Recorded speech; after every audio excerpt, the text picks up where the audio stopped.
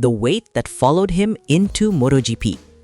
Toprak Razgatlıoğlu didn't arrive in MotoGP like a wide-eyed newcomer. He arrived as a world champion stepping into unfamiliar territory, carrying the invisible weight of expectation that clung to him like a second shadow. His dominance in World SBK meant nothing here. MotoGP existed in a universe where reputations evaporated the moment the visor dropped. When he first entered the Pramac Yamaha garage, he sensed something quietly unsettling. There were no triumphant smiles, no celebratory pats on the back, only hushed voices analyzing Yamaha's radical new V4 engine, eyes filled with uncertainty, and screens showing lap times that refused to welcome him. Even before he touched the bike, Toprak felt the world shift beneath his feet. MotoGP was not bending to his arrival, it was testing him, stripping him down to the raw, exposed core of a rider forced to rebuild his identity from the ground up.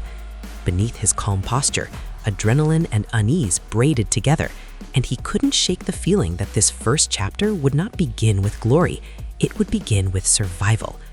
The first laps that told an uncomfortable truth.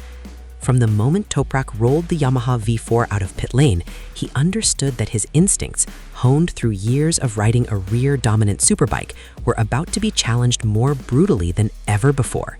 The throttle felt disconnected from the emotional language he used to speak through machinery. Engine braking, once his greatest weapon, resisted him like a door slam shut. Rear grip came and went as it pleased, like a mischievous trickster rather than a loyal partner. Yamaha engineers hovered over telemetry graphs trying to give him familiar sensations, but every adjustment clashed with Michelin's demands, with MotoGP's physics, with the invisible rules embedded in premier-class machinery. Yet, even as he fought to understand the bike, his eyes kept drifting to the timing screen, a habit he could not break. Each glance pulled him deeper into frustration. Numbers didn't lie, and these numbers reminded him that he was not the rider he once was, not yet. Every lap felt like a reminder that adaptation was not optional, it was survival. A rival appears in the shadows of comparison. Media outlets need stories, and MotoGP is fertile ground for narratives that explode louder than engines on the start grid. When Nicolò Bulega stepped in for an injured Marc Marquez and scored back-to-back 15th place finishes with barely any preparation, the paddock erupted. Not because Bulega shocked the world, but because it created an easy comparison. If Bulega could adapt quickly, why couldn't Toprak? The whispers grew louder, embedded in interviews disguised as compliments, in headlines dipped in implication, in the sideways glances from rival garages. Toprak respected Bulega deeply, but he never asked for a rivalry built from assumptions. Still, the narrative grew teeth. Valentino Rossi himself had encouraged Bulega to seize the opportunity, and Yamaha staff sometimes repeated the legend's upbeat advice with a smile. Just race, they told him. But racing wasn't the problem, racing below his standards was. Every comparison stung, not because he feared Bulega, but because he knew the story was being written before he had even learned the language of MotoGP. Pressure rising inside a divided Yamaha garage. Yamaha hoped the new V4 project would unify the team, but instead it exposed the differing souls of its two-star riders. Fabio Quartararo, once the golden child of the inline-4 era, grew visibly frustrated. The bike wasn't delivering what he needed, and his patience thinned like worn rubber on a scorching asphalt straight. Toprak, meanwhile, approached the machine with curiosity, willing to take it apart piece by piece, mentally and physically, until he understood its secrets. Two riders, two philosophies. One demanded immediate evolution, the other sought deep transformation. Crew members mirrored their riders' moods, creating micro-tensions that rippled through Yamaha's seemingly calm surface. But one issue refused to hide: engine braking inconsistency. It attacked the very core of Toprak's identity. He needed the rear of the bike to speak to him, to whisper warnings and opportunities, to bend to his will. Yet this machine spoke in broken syllables. Each session became a duel, not against rivals, but against his own loss of clarity entering corners. A season that began with a storm instead of a sunrise. When the lights finally went out on Toprak's MotoGP debut, he expected to suffer, but not to feel the sense of disorientation that swallowed his early races. The leaders did not intimidate him. What rattled him was the unpredictable behavior of his own machine. On hot circuits, the rear tire collapsed early, turning his usual aggressive braking and corner entry into a gamble with unforgiving consequences. push harder and the tire punished him. Ride conservatively and he drifted backward in a class where milliseconds are merciless. Some observers insisted 15th place was acceptable for a debutant on a prototype undergoing reconstruction. But for Toprak, each finish felt like a personal indictment. He was used to ruling races, not fighting invisible battles with setup gremlins. He felt the tension chewing through him during debriefs. Mistakes haunted him longer than they should. And still, even after the helmet came off, the weight remained, a heavy presence whispering that adaptation was not happening fast enough. Noise from outside, fans, rumors, and doubt. Social media became both spotlight and furnace. Fans who had once celebrated his impossible braking miracles now questioned whether MotoGP machinery suited him at all. Others insisted Yamaha was failing him, wasting a generational talent. Rumors began swirling like dust storms. Disagreements in the garage, conflicts over setup direction, suggestions that Yamaha might devote more development resources to Quartararo. None of it was confirmed, but truth was irrelevant. Perception itself applied pressure. Toprak felt every rumor like a thorn pressing deeper, not because he feared judgment, but because MotoGP had always been his ultimate proving ground. He didn't want to just belong here, he wanted to matter. Nights grew longer, thoughts heavier.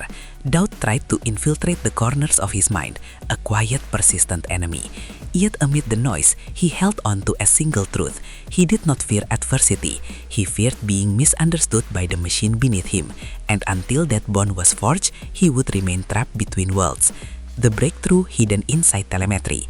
Ironically, the breakthrough came not from what Yamaha expected to find, but from what Toprak forced them to see.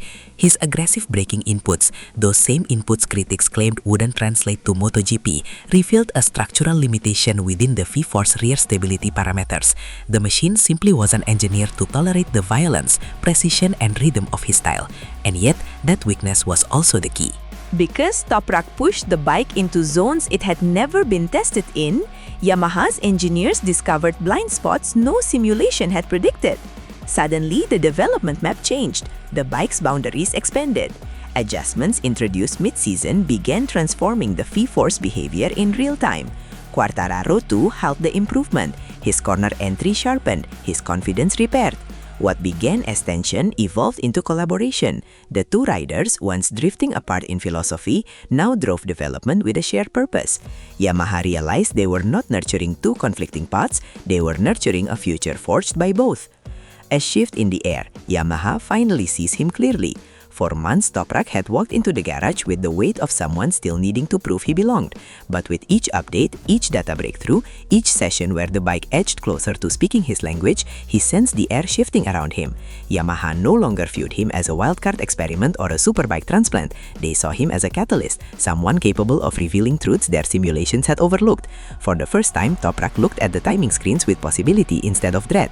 Mistakes still happened, but each one taught him rather than defeated him. He reclaimed fragments of his identity, now reassembled into a MotoGP version of himself. Engineers listened differently. Conversations in the garage shifted tone. He wasn't adapting alone anymore. Yamaha was adapting with him. And beneath the noise of the paddock, a quiet confidence began rising inside him. Slow but unbreakable.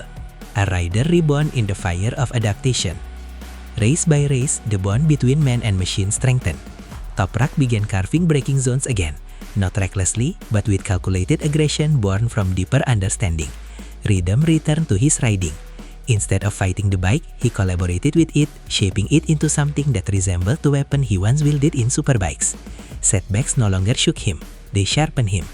And as Yamaha prepared its monumental 2027 package, influenced by new aerodynamic regulations, revised electronics, and the upcoming shift to Pirelli tires, Toprak sensed opportunity expanding before him.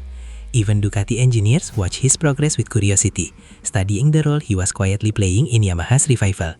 Meanwhile, rumors of Bulega's full-time MotoGP move hinted at a rivalry destined to be reborn at the sport's highest level. Yet Toprak no longer feared comparison. He welcomed it. He had survived the fire of adaptation. Now he was learning to thrive in it. The storm that once surrounded him becomes his foundation. Many believed his 2026 season would break him. On paper, it should have. Pressure, doubt, mechanical struggles, constant comparisons, any one of these could have fractured a lesser rider. But Toprak Razgatlıoğlu is not defined by ease. He is defined by the war he wages against adversity, and instead of shattering, he's sharpened.